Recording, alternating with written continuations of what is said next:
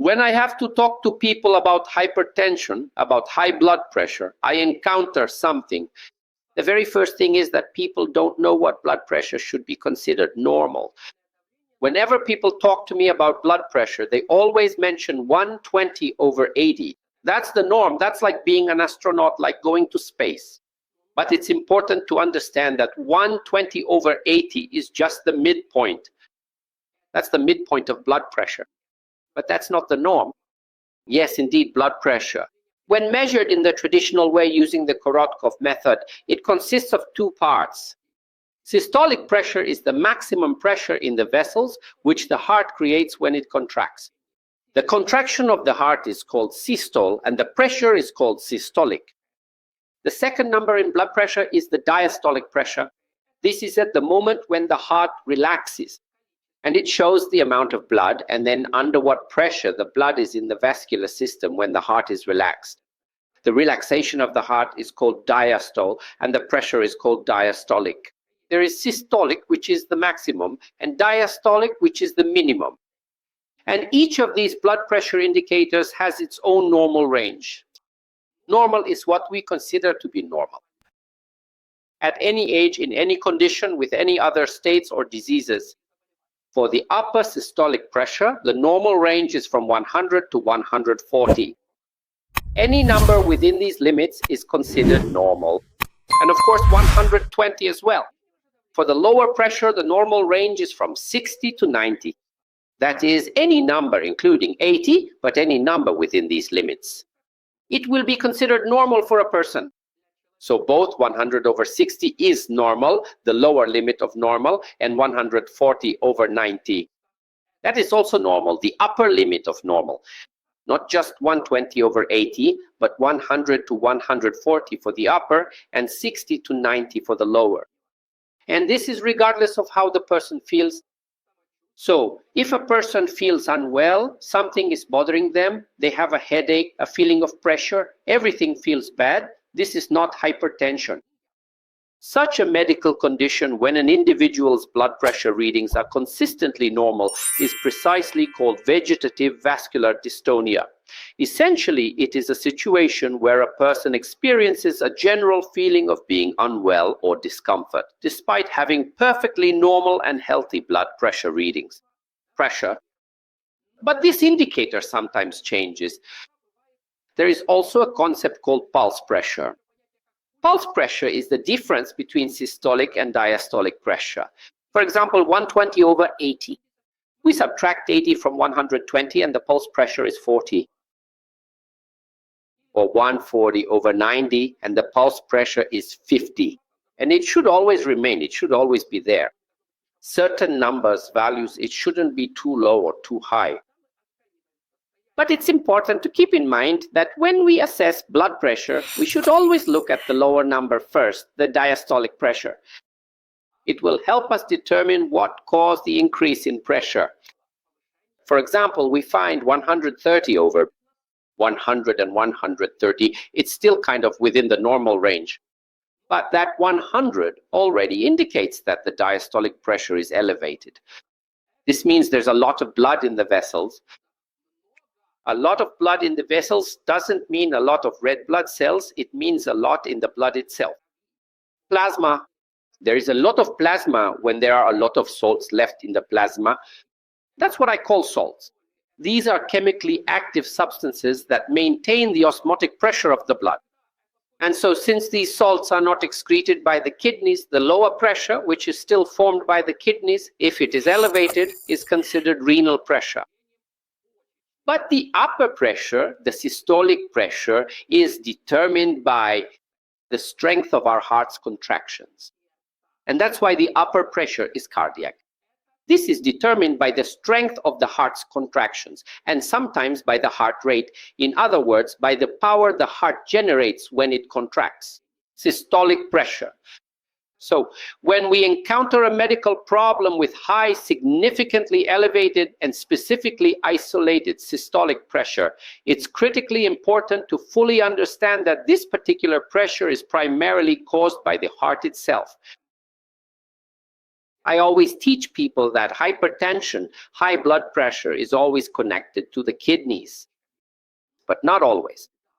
It is related to the kidneys when there is an increase in diastolic pressure. But there are cases when the diastolic pressure is normal at 80, but the systolic is 170 to 180 with high pulse pressure readings. In such cases, the cause of this pressure is not the kidneys, but the heart. But why would the heart suddenly start working so hard and pumping blood so forcefully? This can be caused by only the impact of stress factors on the heart. That is the sympathetic nervous system and stress hormones like adrenaline, noradrenaline, cortisol, and so on. So this unequivocally means that there are indeed several significant and underlying stress factors that have compelled the heart to produce such an exceptionally high systolic, or more precisely, cardiac arterial pressure within the circulatory system. And the solution to the problem of hypertension is always to act on the kidneys, and even with medications, we mainly target the kidneys when treating hypertension, the same sartans or antihypertensive drugs. But this applies when the lower blood pressure readings are high. But when the upper blood pressure readings are high, acting on the kidneys won't help much. In that case, you need to address the problem of stress factors. You need to bring about calmness of the body as a whole, calmness of the person. It's necessary to eliminate the person's stress factors. That is, with high systolic or isolated systolic blood pressure, you need to understand that this problem is caused by the activity of the heart. What you definitely shouldn't do. In such cases, you definitely shouldn't stop or poison the heart. Stopping refers to beta-adrenergic blockers. Beta blockers are those drugs whose names end with LOL.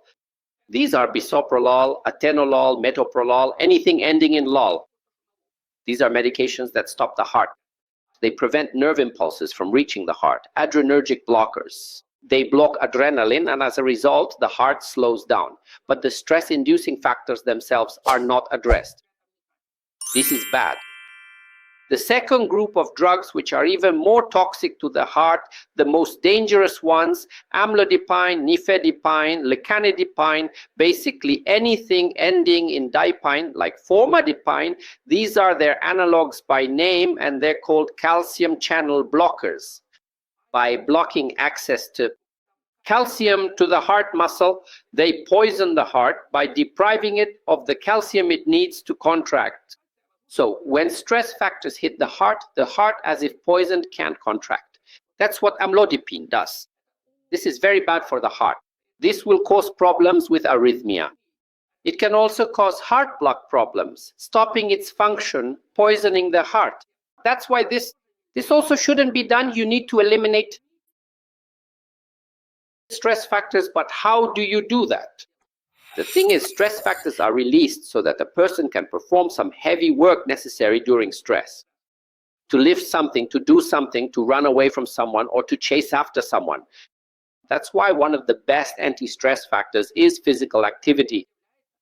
This could be walking, using a stationary bike, doing some physical exercises, or even just simple morning exercises that you can do if you have high blood pressure. Without denying the need for emergency care, high blood pressure must be lowered by any means necessary, but it must be lowered. So whenever there is isolated high systolic pressure, it is absolutely necessary to address this problem also by using, not with sedative medications, but with physical activity. Sedative medications will mostly affect the nervous system, but we need to act on the heart. Sedative medications, tranquilizers, do not act on the heart. They affect the brain more. But what we need is an effect on the heart, the elimination of factors that cause stress, adrenaline. To put it simply, that's what a person needs. During physical activity, while performing muscular work, stress factors are expended and used up. And as a result, the person no longer has them in the future. Those very reasons for high blood pressure. That's why high physical activity is absolutely necessary as part of a comprehensive approach to solving the problem of hypertension, especially if the upper numbers are high and if pulse pressure is also elevated.